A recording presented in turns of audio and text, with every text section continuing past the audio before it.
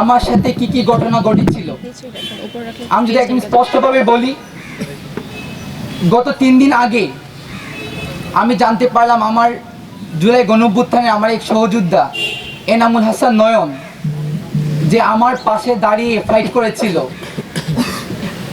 আমি একটা কথা স্পষ্ট বারবার ক্লিয়ার করেছি, 2023 সালে সে যদিও ছাত্রলীগ করেছে, কিন্তু জুলাই গণঅভ্যুত্থান ঢাকা পরবর্তী সময়ে একদম 16 জুলাই থেকে শুরু করে একদম পর্যন্ত এবং পরবর্তী কর্মসূচি পর্যন্ত সে আমাদের পাশে দাঁড়িয়েছিল এবং সামনে থেকে দাঁড়িয়ে আমাদের সাথে নেতৃত্ব দিয়েছে।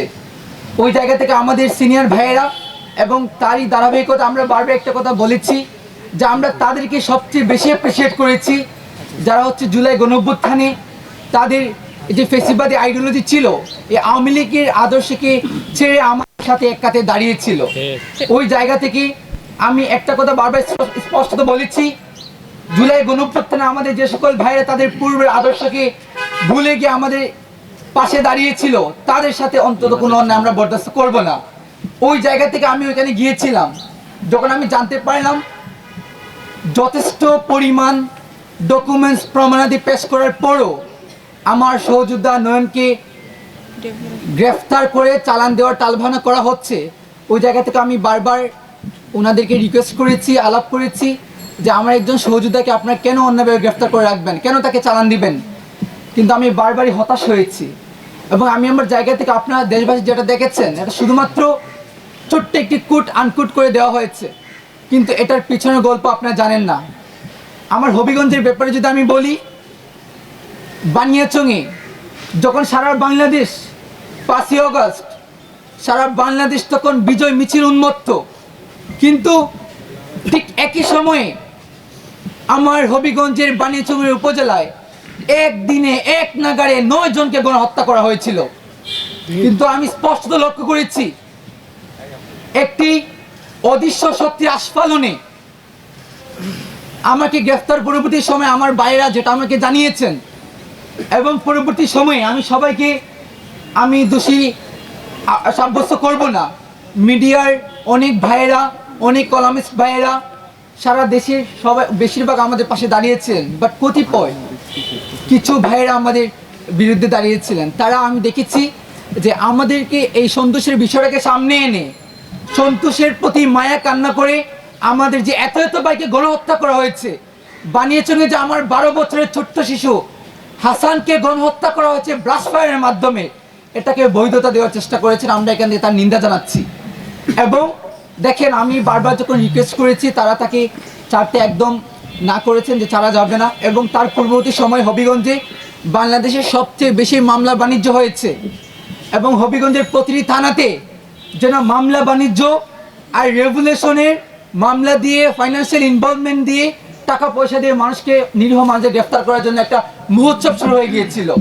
তো দীর্ঘদিনের আমাদের আক্ষেপ, আমাদের খুব, ওই জায়গা থেকে আমি যখন ওইখানে কথা বলেছি, বারবার আমরা রিকোয়েস্ট করেছি, কিন্তু উনি চাকরির জন্য অস্বীকৃতি জানিয়েছেন। ওই জায়গা থেকে একজন আমার জুলাই সহযোদ্ধা ভাইকে বাঁচানোর জন্য এক পর্যায়ে আমি আমার নিজেকে নিয়ন্ত্রণ হারিয়ে ফেলি। এবং আমি একটা কথা বারবার বলেছি যে আমাকে যদি আপনি ফাঁসি দিয়ে ফেলেন, আমি আই ডোন্ট কেয়ার, বাট আমার একজন সহযোদ্ধা ভাইকে আপনি এভাবে অন্যায় করবেন, এটা অন্তত আমি বরদাস্ত করতে পারি না। জুলাই গণঅভ্যুত্থানের 2000 শহীদের রক্ত আমাদেরকে যে চেতনা শিখিয়েছে, ওই চেতনা অন্তত আমাদের এই অন্যায় বরদাস্ত করতে আমাদের শিখায়নি। এবং আমি যে কথাটি বলতে চেয়েছিলাম যে আমাদের সারা দেশে যখন বিধ্বস্ত অবস্থা, 5ই আগস্টে সারা দেশ তখন আমাদের জুলাই যে সকল সৈনিকদেরকে হত্যা করা হয়েছে, শহীদ করা হয়েছে, ওই জায়গা থেকে সারা দেশের মানুষ 17 বছরের নিপীড়ন নিষ্পেষণের প্রতিবাদে খুবই দীর্ঘদিনের কূপকে সঞ্চারিত করে তারা প্রতিটি থানাতে, প্রতিটি জেলাতে তার স্ফুলিঙ্গ আমরা দেখেছি বিস্ফোরিত হয়েছিল। ওই জায়গাতে আমি একটা কথা বারবার বলেছি, একবার আমি বলি নাই যে আমি করেছি, আমরা মাধ্যমে, এই কথার মাধ্যমে আমরা ধারা সমস্ত আন্দোলনকারী সত্তাকে বুঝিয়েছিলাম জুলাই আমাদের অস্তিত্ব। এখানে আমি মাহদি কিংবা আমাদের ব্যক্তিগত কোনো এখানে পারপাস ছিল না। আমরা মিনস জুলাই গণঅভ্যুত্থানের সকল অংশীজন, সকল জুলাই যোদ্ধা যা আমাদের পাশে দাঁড়িয়েছিলেন, যা আমাদের সাথে লড়াই করেছিলেন।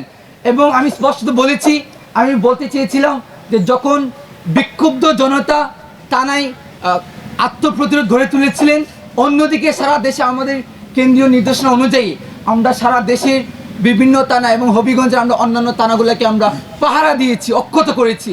ওই জায়গা থেকে অন্তত এই ব্লেমগুলো আমাদের পক্ষে নেওয়া এগুলা কখনোই শোচনীয় নয়। পরবর্তী সময়ে বৈষম্যবিরোধী ছাত্র আন্দোলন সহ সারা দেশের সহযোদ্ধা ভাইরা আমার পাশে দাঁড়ানোর পর আপনারা দেখতে পেয়েছেন, বাকি ইতিহাস আপনারা জানেন। এবং আমি মনে করি কি কারণে মূলত আমাকে এবং আপনারা দেখতে পেয়েছেন আমার পাশে আমার বোন সুরভি বসে আছে। ওকে কীভাবে আপনারা দেখেছেন যে 17 বছরের মেয়েকে 21 বছর বানিয়ে কীভাবে কত নিকৃষ্টতম অন্যায় করা হয়েছে। আমরা স্পষ্ট বলতে চাই সুরভিকে মুক্ত করা হয়েছে, কিন্তু তার পিছনে যারা এই 17 বছরকে 21 বছর বানিয়েছিল, যারা 50,000কে 50 কোটি বানিয়েছিল, এই কুশলবিদকে বাংলাদেশের জাতির কাছে উন্মোচন করতে হবে। এবং আমরা স্পষ্ট বলতে চাই দ্রুত সময়ের মধ্যে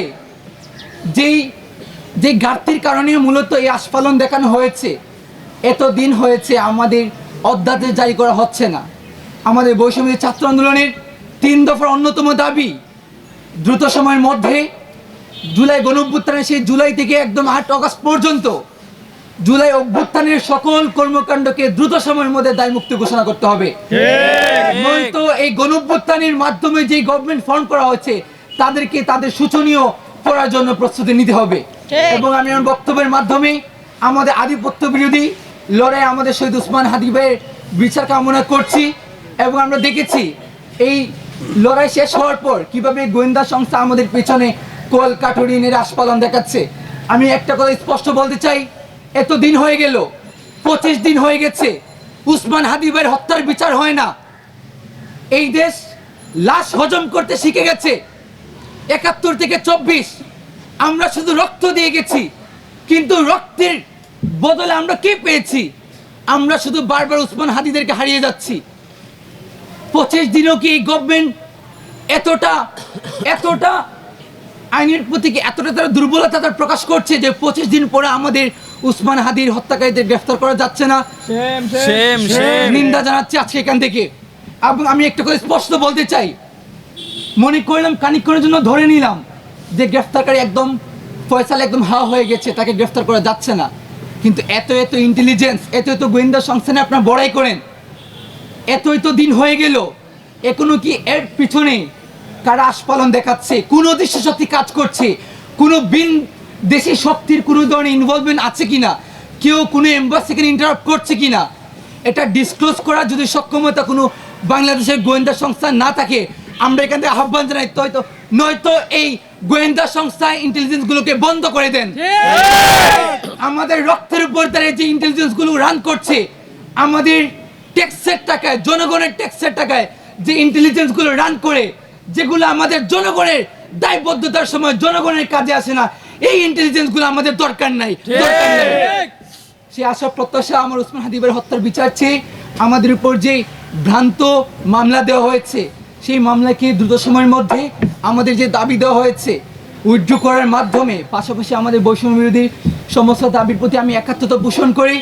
আপনাদের উপস্থিত হয়েছেন আমার যে সকল ভাইরা আজকে কাতার দাঁড়িয়েছেন, আমার পেছনে অনেক ভাইরা দাঁড়িয়েছেন, তাদের প্রতি আমি কৃতজ্ঞ রইলাম। এবং সারা দেশ আমাকে যে কৃতজ্ঞ বানিয়ে ফেলেছেন, আমি প্রত্যাশা করব আপনাদের মাহাদিকে যতটুকু আপনি স্নেহ দেখিয়ে এই জায়গাতে নিয়ে এসেছেন, আমার প্রতি প্রত্যাশা রাখবেন, আমার প্রতি ভরসা রাখবেন যেন আমি দেশের জন্য শহীদ হতে পারি। সে আশার প্রত্যাশা ব্যক্ত করে আমি আমার কথা শেষ করি। ধন্যবাদ সবাইকে।